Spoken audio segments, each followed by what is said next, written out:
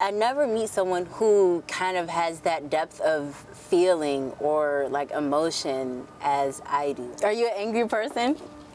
No, I don't think I am, but I think I want to know, where are all the angry people who are just as angry as me? Where are y'all? I'm dead.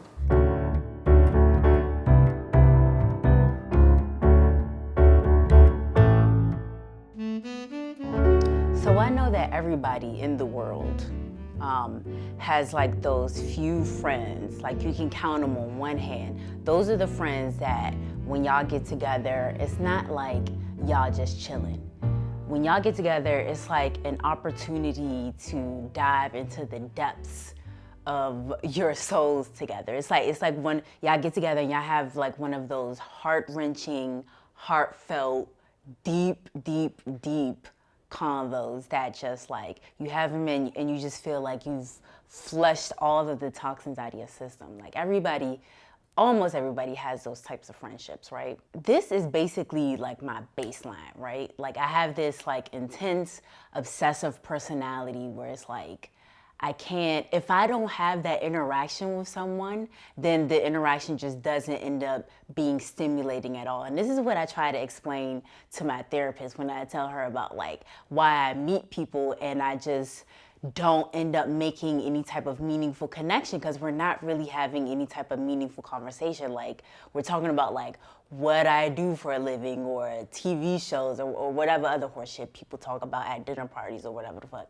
She kind of like takes it down the road of like pathologizing and being like, you know, this is technically classified as a borderline personality trait, that there's like only this black and white and I have problems like figuring out, you know, the gray areas. And I'm just like, yeah, I get all of that. But I feel like there's a lot of virtue to be had in like this black and white area, right? There's virtue to be had in like engaging the depths of my like obsessive, intense personality. And one of those virtues is like having these types of friendships as like the common baseline. Like one of my closest friends from like years and years and years from DC, like when we talk, like we don't talk that often, but when we talk, it's just like, you know what I mean? And I feel like honestly, that's why we've been able to like be friends for so long. Cause like if you can't have those types of conversations with your longest, closest friends, then it's like, I don't even know, like, what are you doing for real? But one of my newer friends that I met like a few months ago, she came over, had like a little staycation at the house. And like, soon as she came, you know, we got into that intense convo. And yeah, that's basically the story of the week, was just like us talking, you know, we talking about, you know, trauma bonds, we talking about, like anyway, you'll see what we talk about.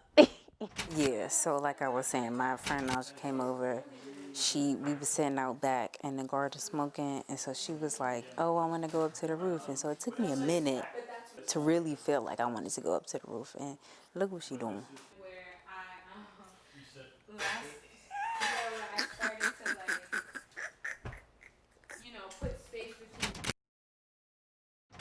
Do you feel like in relationships you have tended to like choose emotionally unavailable people? Yes. Yeah, that's what it sounds like. I definitely have as well. Where it's like you feel so much and you may not always be delighted by those feelings, but you're at least able to try to work through those, and the other person just isn't. Maybe they feel just as much, but they're just not capable of working through them.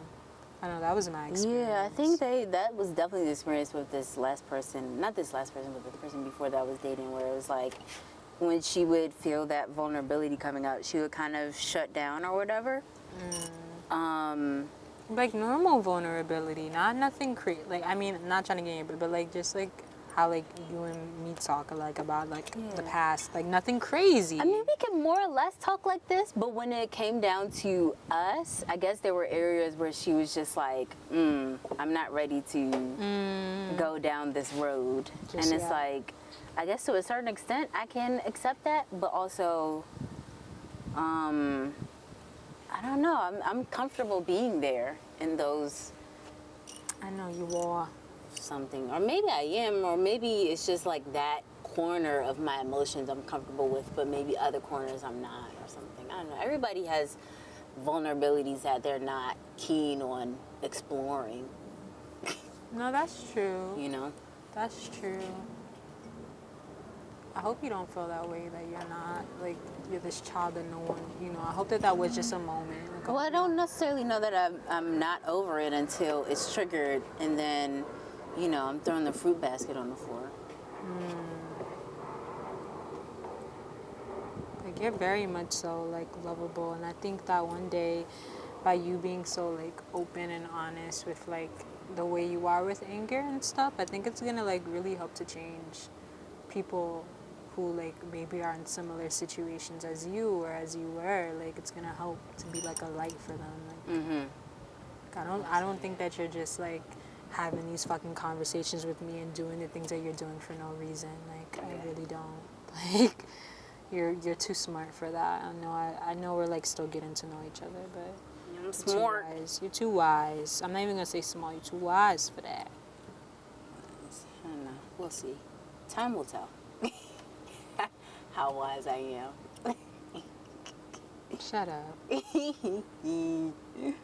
All right, y'all. So my friend Naja just said that she said that she gonna flame me because I do this to my ice cream. Let me just show y'all what I did.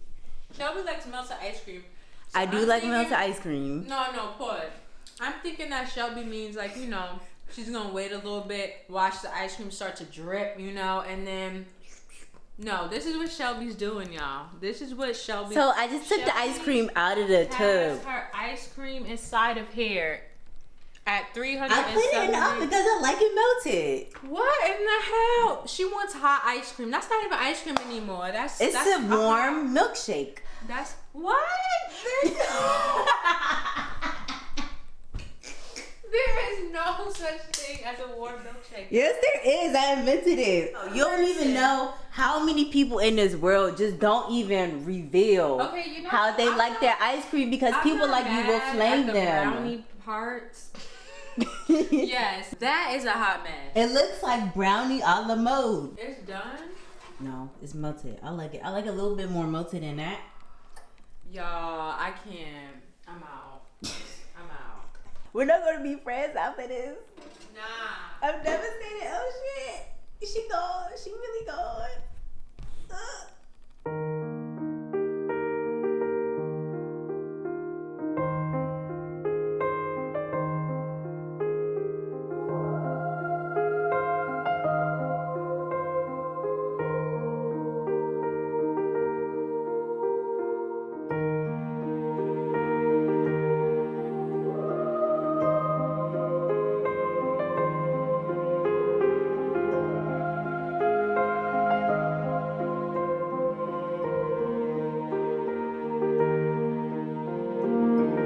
But you like it up here? It's nice. I do. I just got done telling your camera.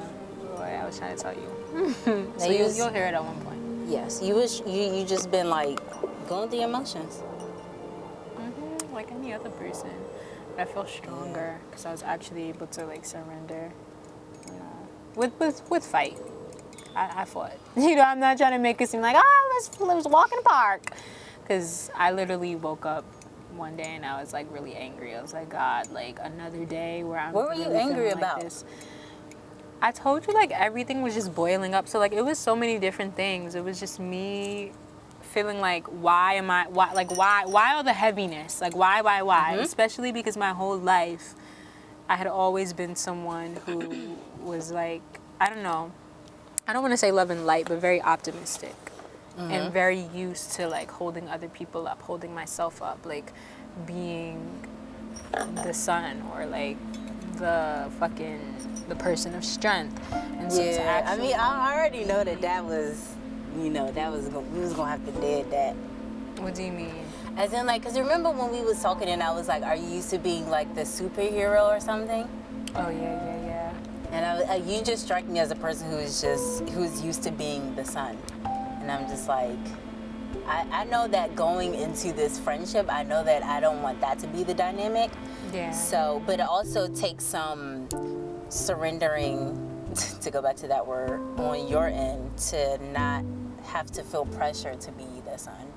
Yeah, I still consider myself a person of strength. I still consider myself the sun. But I mean, 2020 definitely as a whole, and definitely last year, but also this summer has just showed me that, you know, we need both sides, and also like not to rush, you know, not to feel like, oh, because other people are doing X, Y, and Z, or oh, you know, then that means I'm doing something wrong, or that I should, you know, just not to feel bad, not to feel guilty, just to trust and take it one step at a time, to just release like control in a way.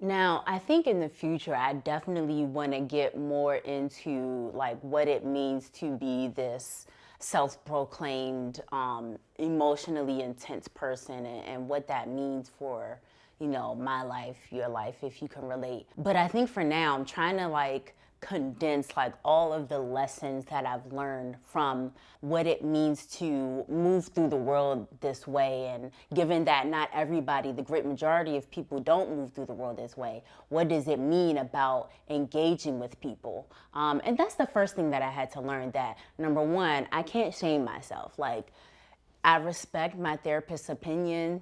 I feel like the going advice is that I'm supposed to change, that I'm supposed to be less intense, or that I'm supposed to like pull back in some type of way.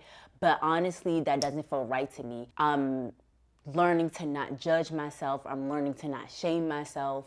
And I'm learning to accept myself. You know what I mean? Like this like radical acceptance tip that I've been on lately about like, yeah, this is a personality trait that in some circumstances can be a negative, and in some circumstances it can be a positive. You know what I mean? So I'm like, if I take the negative with the positive and just learn how to engage with other people who don't operate like that, that's really where the work is. The work is not changing myself. It's changing how I engage with the world. You know what I mean? And the second thing that I really had to, accept that I needed was that I have to like take space. Like I'm just the type of person where I need to digest my thoughts and process my thoughts and feelings alone. So like I can go into those depths with other people for sure, but like I need just as much equal time alone. Like nobody, even people who are intense like me can sustain that type of depth with another person over a long period of time. And this is, I mean, it's neither here nor there, but this is basically why I find a lot of my romantic relationships not, going as planned. Is because like you can't expect anybody to sustain that. You can't expect yourself to sustain that type of depth all the time. It's not possible. Now, the one thing that I do agree with my therapist is like maybe slightly adjusting that black and white thinking, but only in the context of sometimes that black and white thinking makes me think that a person is all good or all bad. And that point where I'm thinking that they're all good is kind of like me putting them on a pedestal. That's not a realistic foundation to like build a relationship off of. So this is kind of something that I've mastered more or less. I've learned to like really appreciate when I start seeing someone's flaws, because I'm like, yes, this person is a human being. They are an imperfect, flawed human being, just like me.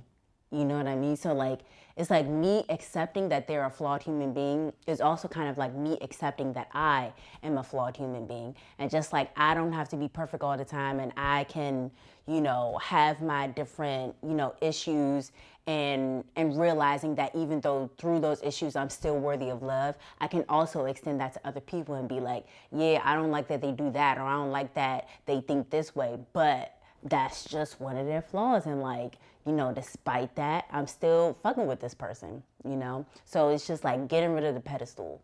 I've done that successfully, yay me. And the last thing that I've learned is respecting people's boundaries. You know, like I was saying before, not everybody is able to like live in that emotionally intense space.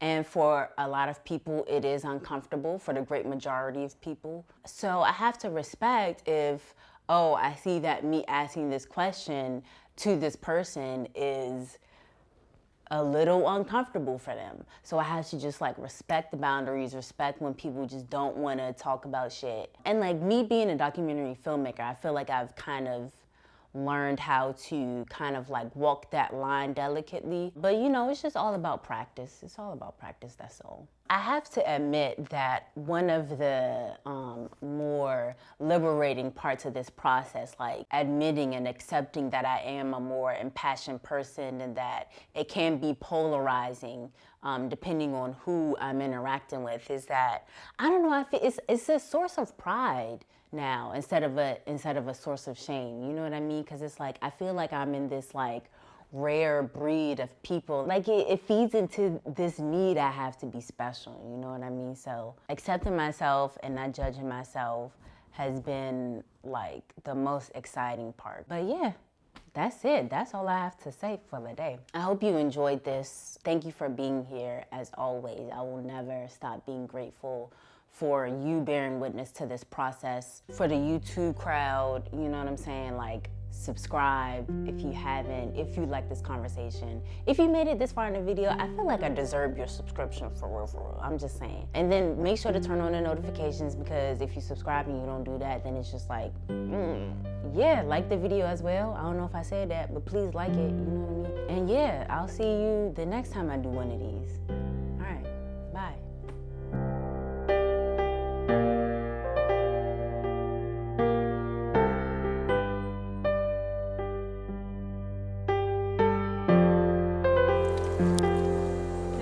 Make sure my titties not showing. You didn't tell me that, like, she didn't tell me that she had a whole garden up here, guys. You were a lie. I absolutely told you you. did not. I did. When we was on the way up, I was like, he got on the way. Today. Yes. We have been hanging out since June. You have not mentioned anything to me. All right.